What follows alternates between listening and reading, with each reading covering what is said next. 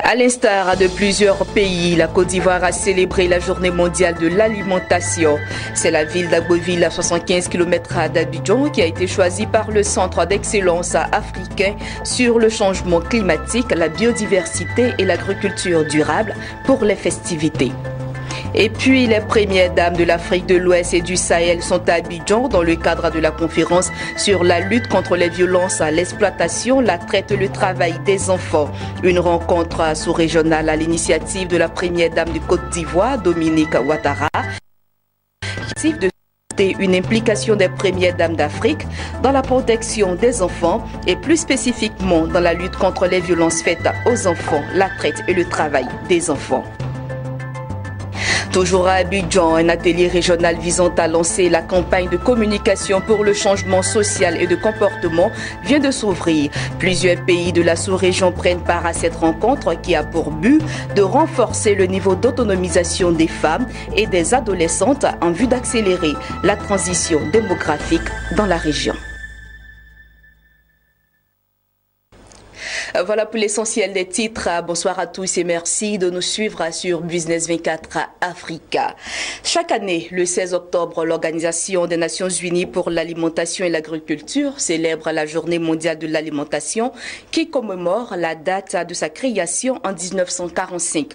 En Côte d'Ivoire, le Centre d'excellence africain sur le changement climatique, la biodiversité et l'agriculture durable a célébré le lundi à Azaguié, à 75 km d'Abidjan, cette journée qui a eu pour thème « Changeons l'avenir des migrations, investissons dans la sécurité alimentaire et le développement durable ». Il s'est agi de former les acteurs des filières agricoles aux bonnes pratiques culturelles. Sorochelina, Marie-Josée Kwasi. Changeons l'avenir des migrations. Investissons dans la sécurité alimentaire et le développement durable. C'est autour de ce thème que le monde a célébré cette année la Journée mondiale de l'alimentation. En Côte d'Ivoire, le Centre d'excellence africain sur le changement climatique et la biodiversité et l'agriculture durable a organisé une journée dénommée Journée de l'alimentation à Azaguié avec les producteurs. Objectif de cette rencontre, sensibiliser ces acteurs du monde agricole sur la sécurité alimentaire. Les échanges et autres débats leur ont permis d'être instruits sur la nécessité de varier leur culture pour augmenter leurs revenus. Nous voulons que ces populations sachent que c'est à partir de la production cacaoyère, puisqu'on veut les pousser à faire d'autres cultures. Le cacaoyer, on ne peut pas le faire sans faire la banane, sans faire le plantain. Ça, c'est un autre élément important. Qu'ils sachent qu'on ne fait pas juste le plantain pour couvrir le cacaoyer pendant les jeunes âges, mais on fait aussi le plantain comme solution contre la faim. Et aussi qu'ils sachent que dans les champs de cacaoyer, on peut aussi intégrer d'autres cultures dans l'agroforesterie, dans l'agropastoralisme. Qu'ils sachent aussi que, comme on a dit, la sécurité alimentaire, il ne s'agit pas de faire que du vivrier. Il s'agit de pouvoir, comme on a vu dans la définition présentée, de pouvoir, à partir de son revenu, s'acheter à manger quand on veut et de façon durable. Donc le cacaoyer, le producteur de cacaoyer peut, à partir de sa production, s'autosuffire de façon alimentaire et se nourrir correctement avec sa production de cacaoyer. Chaque 16 octobre, le monde entier célèbre la journée de l'alimentation, une tradition initiée par l'Organisation des Nations Unies pour l'alimentation et l'agriculture, FAO, et qui dure depuis 1945. Triplé.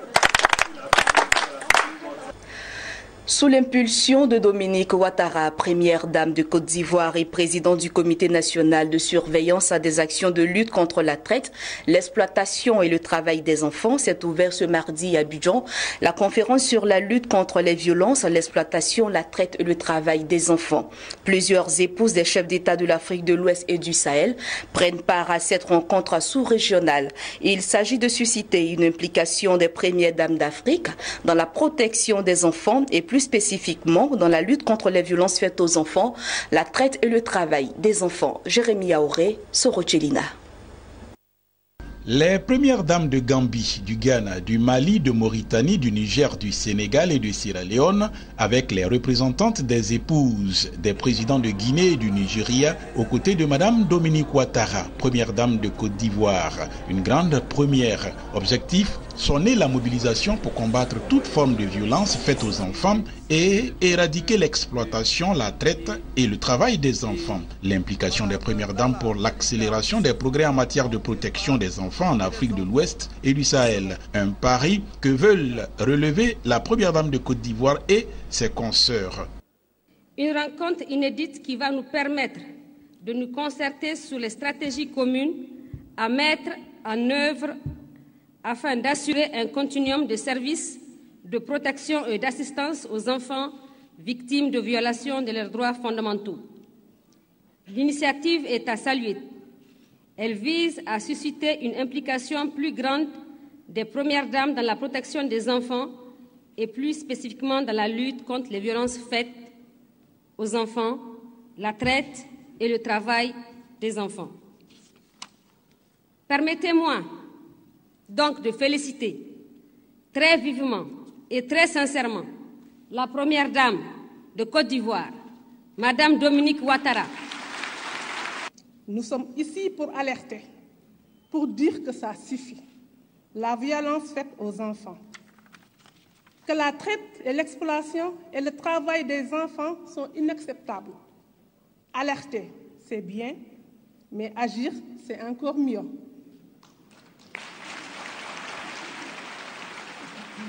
Pour faire son plein effet, je souhaite que cette rencontre résonne comme un appel à l'action. Il faut agir et agir en urgence pour la protection des enfants dans l'espace de la CEDEAO et du Sahel. Moi, je dis souvent, la religion n'a jamais dit « faites des enfants et mettez-les dans la rue ». C'est une réalité. Je vous remercie. Donner la chance aux enfants de vivre, de grandir et de recevoir l'éducation nécessaire pour leur épanouissement reste une préoccupation pour les États-Unis qui entendent apporter leur contribution aux États qui s'y engagent, a relevé Tania Raza du ministère du Travail américain, venue spécialement des États-Unis pour cette rencontre. Pour sa part, la commission de la CEDEAO dit attendre beaucoup de cette conférence des premières dames d'Abidjan. Les premières dames de la CEDEAO ne se sont plus réunies depuis 9 ans. Nous les avons appelés au secours le 5 octobre dernier à Niamey, sous l'égide de Mme Leila Malika Issifou. Et à peine 2 semaines après, Mme Dominique Ouattara a pris l'initiative d'organiser une deuxième réunion des premières dames.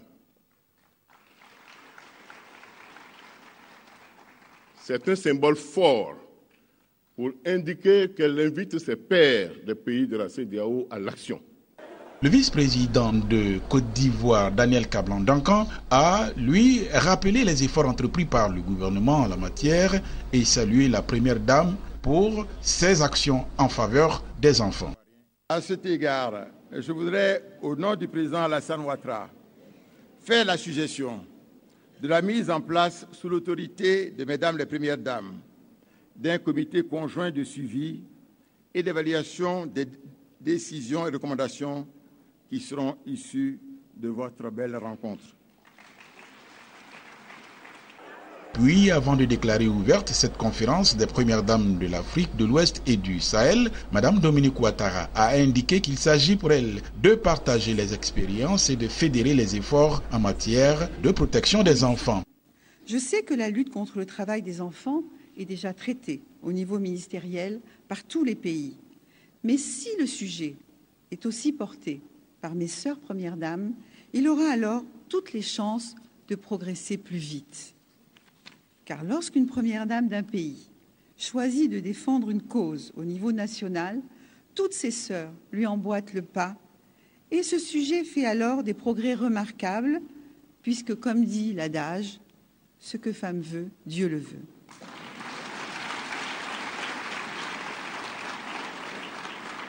En effet, je crois fortement qu'en unissant nos forces, nous pourrons impulser ensemble un profond changement des mentalités dans nos pays et sur notre continent.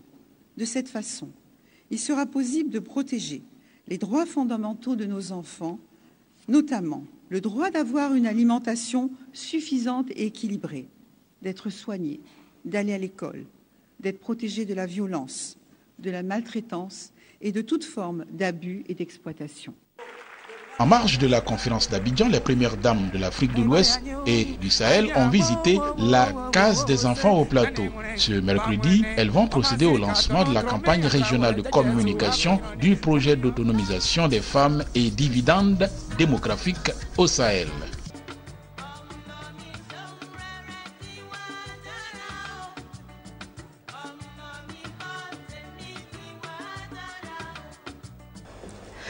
Il s'est ouvert ce mardi à Abidjan un atelier régional visant à lancer la campagne de communication pour le changement social et de comportement. Des délégations venues du Burkina Faso, de la Côte d'Ivoire, du Mali, de la Mauritanie, du Niger et du Tchad ont participé à une réunion préparatoire avant la rencontre des premières dames pour l'adoption effective de cette campagne de communication. Ces pays s'engagent ainsi à renforcer le niveau d'autonomisation des femmes et des adolescentes en vue d'accélérer la transition démographique dans la région. Lawani Babatunde, Augustin Kra. La terre d'espérance d'Abidjan verra dans 24 heures le lancement de la campagne de communication pour le changement social et de comportement en Afrique subsaharienne. Cela à travers le projet Autonomisation des femmes et dividendes démographiques au Sahel, SWED, une initiative régionale impliquant 6 pays de l'Afrique de l'Ouest et du Centre, confrontés à des défis socio-démographiques identiques. Une vingtaine de ministres, de parlementaires, d'associations de femmes et de jeunes issus des pays signataires du projet SWED, à savoir le Burkina Faso, la Côte d'Ivoire, le Mali, la Mauritanie, le Niger et le Tchad, on prépare à cet atelier préparatoire avant le lancement effectif de la campagne de communication pour le changement social et du comportement par les premières dames de ces pays, s'engageant ainsi à renforcer le niveau d'autonomisation des femmes et des adolescentes en vue d'accélérer la transition démographique dans la région et leur permettre d'accéder plus facilement aux services de santé reproductive maternelle, néonatale, infantile et nutritionnelle de qualité. Ce projet d'envergure régionale vient en appui aux dispositifs nationaux pour adresser les défis liés à la santé maternelle et reproductive, à la scolarisation de la jeune fille et son maintien dans le système éducatif le plus longtemps possible, à l'épanouissement des femmes et des familles, notamment en matière de mariage et de grossesse précoce, de violences basées sur le genre, etc. Vous le constatez, il s'agit d'un projet multisectoriel et je voudrais saluer ici la collaboration au quotidien et la présence effective à cette rencontre des ministres de la Santé, de l'Éducation, de la Jeunesse, de la Famille et de la Femme, etc., qui, pour certains d'entre eux, assurent le leadership de certaines composantes sectorielles du SWED. Le projet SWED est financé par la Banque mondiale avec l'assistance technique du Fonds des Nations Unies pour la population UNFPA et l'Organisation ouest-africaine de la santé. Après le lancement de cette rencontre régionale, chaque pays du projet SWED va procéder à l'organisation de sa campagne nationale de communication pour le changement social et de comportement. Et puis, un mot d'éducation dans ce journal. Rendons-nous à la direction régionale de l'éducation nationale du district 1 d'Abidjan où l'ONG EFODEV a procédé à la célébration d'une journée d'excellence. Une journée dédiée aux élèves ayant obtenu les meilleurs résultats dans les matières scientifiques afin de les encourager à continuer dans cette lancée et inciter les autres à la traîne à redoubler d'efforts. Mon désir à Nascimento Odjifini, Sorochelina. Ce samedi, au Centre national de matériel scientifique à Cocody, commune d'Abidjan, des visiteurs inhabituels. La cause, une cérémonie de distinction initiée par l'ONG EFODEV Côte d'Ivoire, dédiée aux meilleurs élèves et enseignants ayant obtenu les meilleurs résultats dans les matières scientifiques au cours de l'année académique 2016-2017. Des lots de cahiers, livres, ordinateurs et tableaux d'honneur remis aux lauréats pour les encourager à toujours produire d'excellents résultats. J'ai eu mon bac en premier à l'âge de 14 ans. Je suis heureuse de partager cette joie avec mes amis ici présents. Et je motive mes amis, femmes comme garçons, à travailler pour être récompensés aussi comme moi. Parce que quand on t'honore, on t'élève, il faut prouver, il faut montrer que tu es capable et qu'on te fait confiance. L'État de Côte d'Ivoire m'a fait confiance aussi. Parce que l'État de Côte d'Ivoire m'a formé pour que moi aussi à mon tour, je forme les Ivoiriens, les enfants de Côte d'Ivoire. Donc je vais travailler encore plus pour donner le meilleur de moi-même pour mon pays, pour que les élèves de Côte d'Ivoire, surtout s'intéressent aux mathématiques, surtout les filles, pour qu'elles sachent qu'elles aussi, elles peuvent réussir en mathématiques. Si je suis professeur de maths, c'est qu'elles peuvent faire mieux que moi. Pour Guicha Kona, président de EFODEV Côte d'Ivoire ONG, cette cérémonie de célébration d'excellence rentre en ligne droite avec les orientations spécifiques du ministère de l'Éducation nationale qui, ces dernières années, promeut l'excellence afin de préparer une relève de qualité. Ce que je voudrais dire, c'est de féliciter d'abord les récipiendaires. S'ils sont là, ce n'est pas par hasard. C'est leurs résultats scolaires, n'est-ce pas, qui ont prévalu. Je leur demande, n'est-ce pas, de continuer, n'est-ce pas, dans cette voie, de persévérer. Et demain, ils seront, n'est-ce pas, les leaders, n'est-ce pas, de ce pays, des cadres de ce pays. Parce que c'est seulement par la formation et l'éducation, n'est-ce pas, qu'on peut atteindre, n'est-ce pas, les sommets. Ce n'est pas en prenant les raccourcis. Nous estimons que c'est une opportunité, c'est une aubaine, c'est une voie pour leur permettre, n'est-ce pas, de se performer afin, n'est-ce pas, d'être au top niveau dans 10 ans, dans 15 ans, pour l'émergence de la Côte d'Ivoire, que nous appelons de tout nouveau. Le représentant du ministre de l'Éducation, Philippe Bédel Yazi Dassé, quant à lui, a félicité les organisateurs de la cérémonie et appelé les élèves encore à la traîne à redoubler d'efforts. L'excellence a été inscrite même dans la politique de l'éducation de Madame le ministre Kandia Camara. Donc, à la fin de l'année, on essaie d'encourager les enfants, les meilleurs, pour qu'ils servent de modèle aux autres. Notons que 70 prix au total ont été décernés au cours de cette cérémonie. L'ONG EFODEV Côte d'Ivoire, qui signifie Éducation, Formation et Développement, ambitionne étendre les prochains jours cette action à toutes les directions régionales de l'éducation nationale de Côte d'Ivoire. Et pour terminer cette édition, le Brésil a débloqué une importante enveloppe financière évaluée à 180 millions de dollars pour renforcer l'infrastructure routière béninoise. Le prêt qui porte sur plusieurs axes devrait allonger le réseau routier béninois d'un total de 137,52 km. Outre ce volet, les deux pays coopèrent dans plusieurs autres domaines, en l'occurrence la santé, l'éducation, les sports et l'agriculture. Voilà, c'est la fin de cette édition. Merci à tous de l'avoir suivi et très bonne suite de programmes sur Business 24 Africa.